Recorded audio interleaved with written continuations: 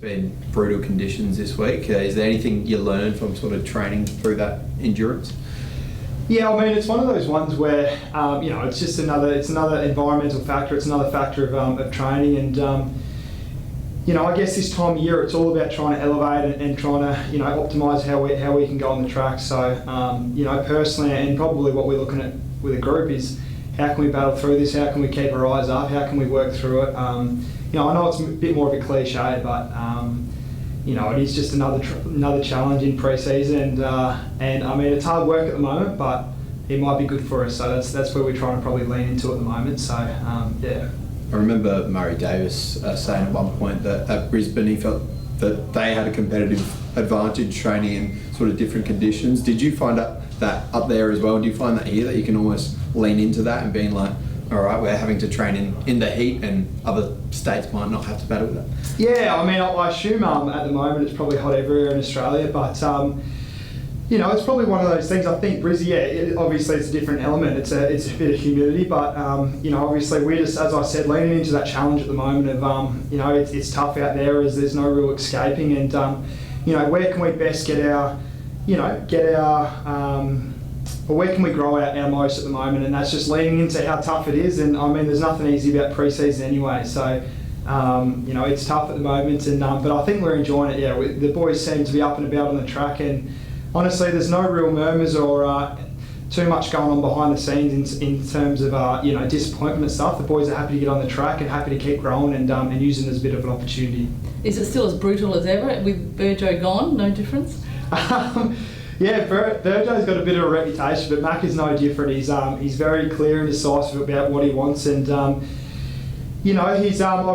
really enjoyed what Mac has brought for us, and he's probably challenged some of us older boys and will challenge me to different areas where we can grow, and I think that's that's the difference about having new people come into your organisation, especially quality people like Macca. It's obviously we're sad to see Burjo go, but Mac has been really good to us, and I've been really enjoying how training's been going at the moment. Just noticed even this morning you're quite vocal out there. Is that something that you've really worked on and improved, or see your sights on that leadership sort of role? As you me personally or the group? Yeah, you personally. I mean, it's good that you noticed that.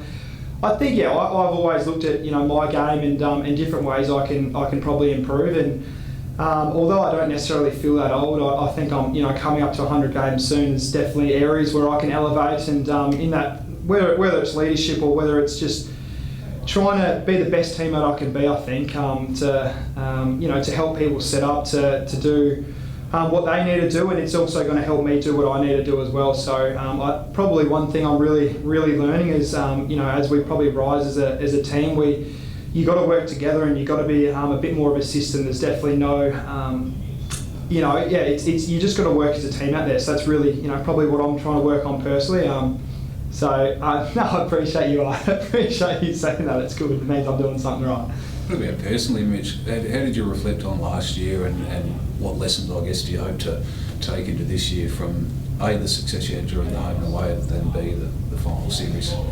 Yeah, it's an interesting one. Obviously, we've done a lot of reflection. I think as you want to improve, you've always got to reflect and learn lessons, and as a team, I think there was probably a few things where we need to do a lot better. We need to be a lot more determined to win the ball in the final series, and I think we also showed some really strong growth during last year. We got over some hurdles. We beat some teams we hadn't beaten for so long, and I think what's been really good this year is we've turned up from the start of pre-season in really good nick, and really wanting and having that desire to just improve. And to be honest, we're not really doing too much forecasts about what this year looks like and different things like that. It's just about being the best team we can be and how we can get there. And there's always going to be boys that come back in really good nicks and pushing the boys that have probably played a little bit more regular senior footy as well. So that's always been good to see, and it's been a really enjoyable time. And personally, from the finals, I mean, you had your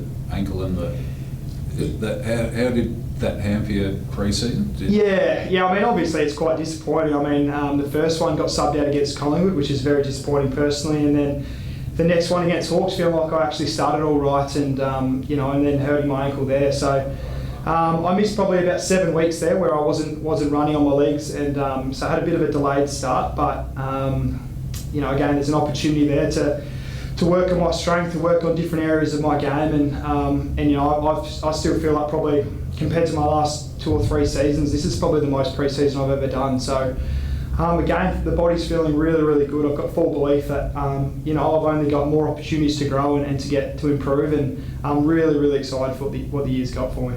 And will you be doing the same sort of role you have been, or is there any talk about any different role?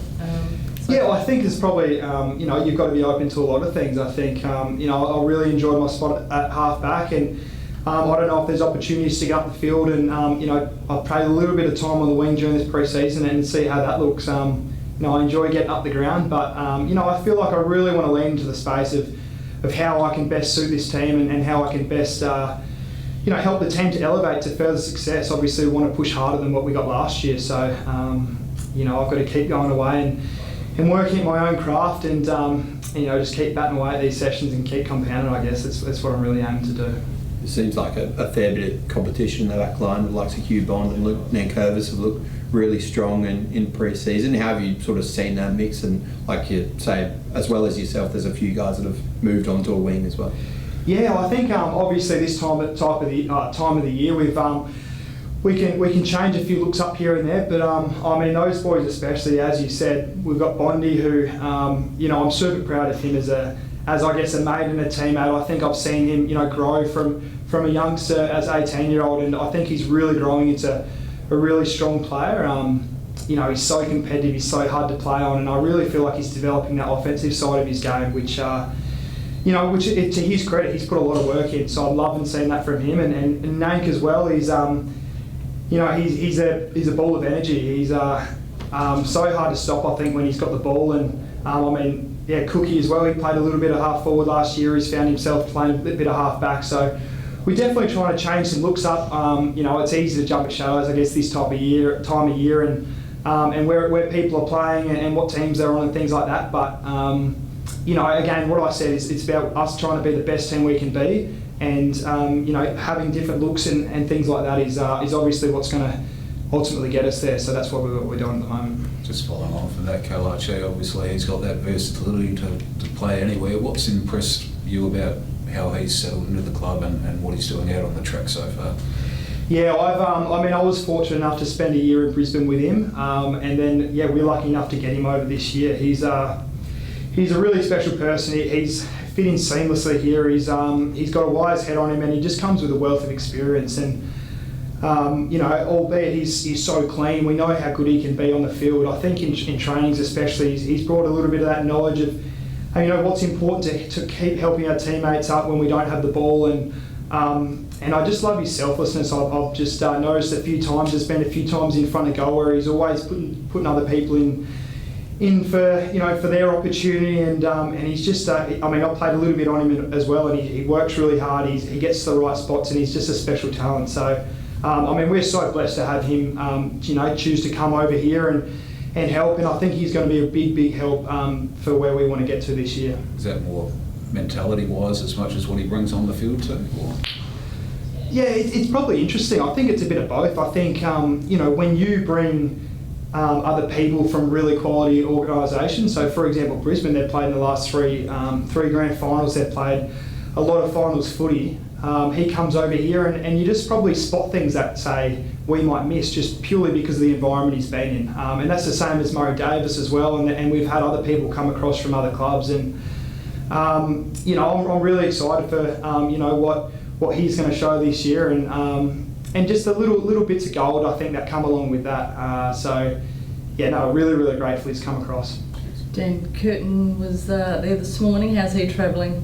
Yeah, his spirits are high, obviously, this time of year. And especially with a young guy like Dan, showing so much promise. He's been dominating on the track, and he's had a little bit of a setback, obviously, which is really disappointing. Not just from a performance and team point of view, but he's such a well-natured kid. It's I can't believe I'm calling him a kid because he's almost the biggest guy out there. But he's such a lovely person. We love having him around, and yeah, he's been back in the last couple of days, and it's been really, really good to see him because he definitely brings a lot of energy to the boys and brings a smile. I feel like I'm smiling talking about him now.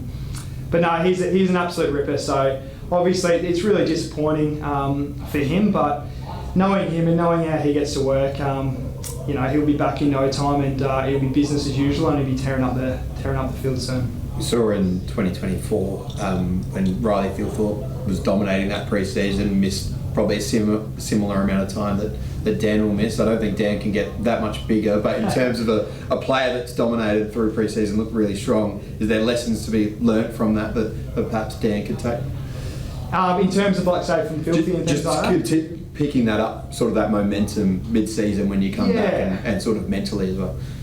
I think it's just one of those things. You know, you can look at it two ways. You can dwell on it and you can sit down, and there's probably a little bit of a time for that. But it's probably about minimising that as much as possible. As I said, he's got an opportunity to really spin this, and you know, as hard as it is, like can he turn this into a positive? And as I just said, he's obviously a big part of our group and a big part of what we want to do going forward, and he knows that, and you know, he's got a role to play off field, and he's got a role to keep himself in really, really strong nick to get you know, to attack, I guess, the second half of the season or whenever he comes back. I'm not sure when that is, but yeah, I've got no doubt in my mind that he's going to come in and attack his rehab with vengeance and come out and you know, just get after it again. I think he's an absolute ripper, so I've got no doubt that's gonna happen.